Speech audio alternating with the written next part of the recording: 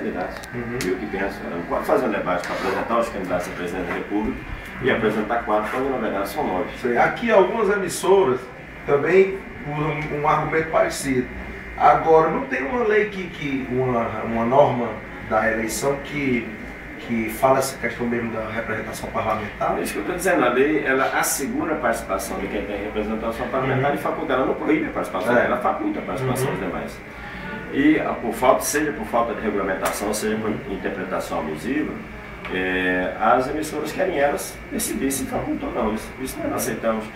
Nós vivemos num país, não sei se você viu agora recentemente, a Folha de São Paulo publicou uma pesquisa que mostra que se você levar em conta os principais meios de comunicação, todos aí, faz todos. 88% das pessoas buscam na televisão informação para poder definir seu voto. Então não pode ser que uma rede de televisão mostre alguns dos candidatos e não mostre outros. Já está fazendo isso no noticiário e agora nos debates. Isso acaba levando uma informação equivocada para a maioria da população e obviamente incide o voto. Se o povo não tem conhecimento da candidatura ou se não sabe o que o candidato defende, acaba que essas redes de televisão interferem no resultado da eleição. Candidato, eu queria começar a entrevista da gente, queria que você falasse inicialmente como é que está a campanha ao longo dos estados que você tem andado, quantos estados você já andou e a mensagem que o partido vai levando nessa eleição. Que você falasse de forma mais geral, assim, do início, aí, desse primeiro mês de campanha, como é que está sendo aí ao longo do...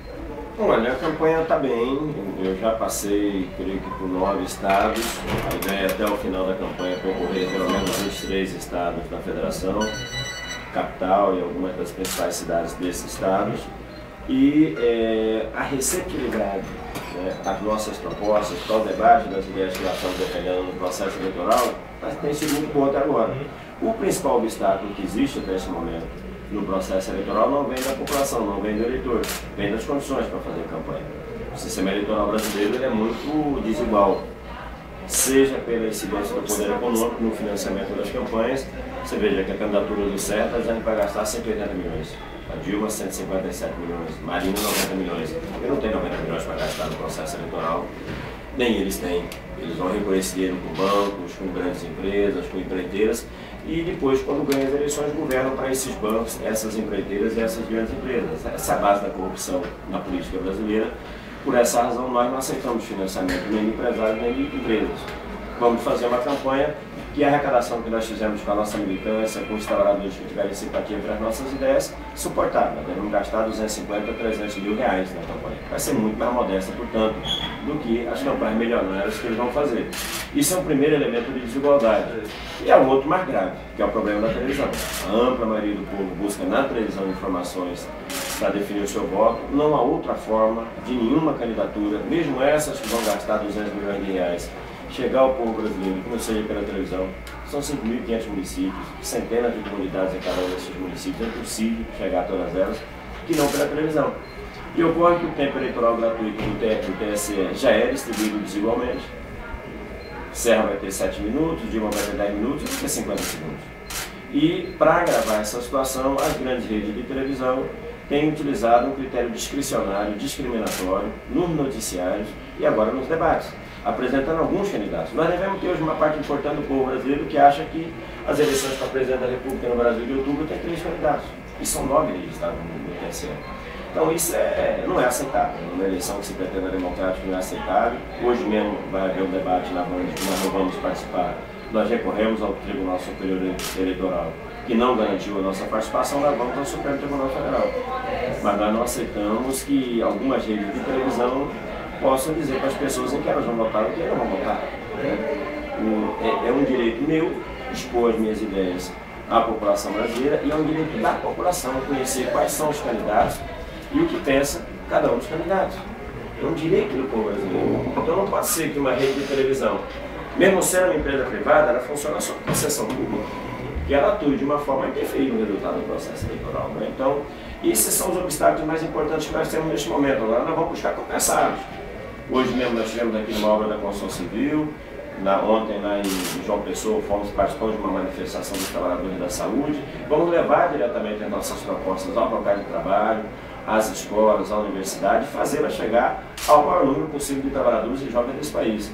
Nós somos conscientes da desigualdade e não vamos render às dificuldades, ou seja, nós temos compromisso com a defesa do projeto que nós precisamos levar ao país e vamos fazer em boas condições ou em condições difíceis, mas vamos fazer. Eu sei, candidato, com relação ao desenvolvimento aí do partido, o partido está nativo desde 94, né? 94, E, candidato, a gente fez uma matéria aqui recentemente, mostrando assim que o partido de vocês, assim como outros também, como o PCB, não tem tido um crescimento ao longo do tempo. A gente nota, por exemplo, que o PSOL, que foi fundado agora há pouco tempo, ele tem um certo crescimento, vai galgando espaço, elege um vereador, a Luísa Helena agora está cotada para ser senadora lá em Alagoas.